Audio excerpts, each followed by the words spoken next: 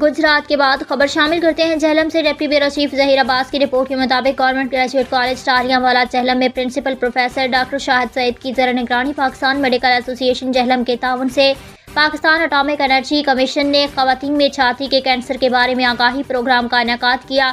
اس programme میں chairman Pakistan atomic energy commission کی اہلیہ محترمہ نے بطور مہمان خصوصی شرکت کی۔ پاکستان میڈیکل ایسوسی ایشن ضلع جہلم کی طرف سے senior vice president doctor Shehzana Imtiaz, general secretary doctor Abdul Ghafoor Malik, clinical secretary doctor Shiba Akram, محترمہ فلک ناز اور chairman youth assembly for human rights Abdul Ghafoor Chauhan کے علاوہ سابق C O health doctor Shahid Tanveer نے بھی خصوصی شرکت کی۔ طالبات کی بڑی تعداد سے خطاب کرتے ہوئے مقررین کا کہنا تھا کہ کینسر کی جلد تشخیص اور علاج کے بارے میں وسیع آگاہی اور مناسب تحقیق سے کینسر کے پھیلاؤ کو روکا جا سکتا ہے۔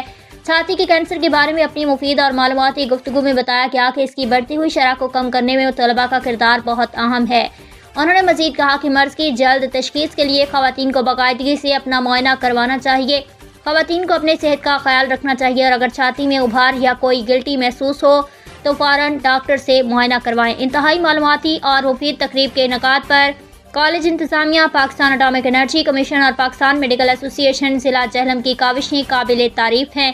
آخر میں تمام شراکا نے اٹامک انرجی کینسر اسپتالوں کی خدمات کو خراج تحسین پیش کیا۔ اب تک کے لیے اتنا ہی۔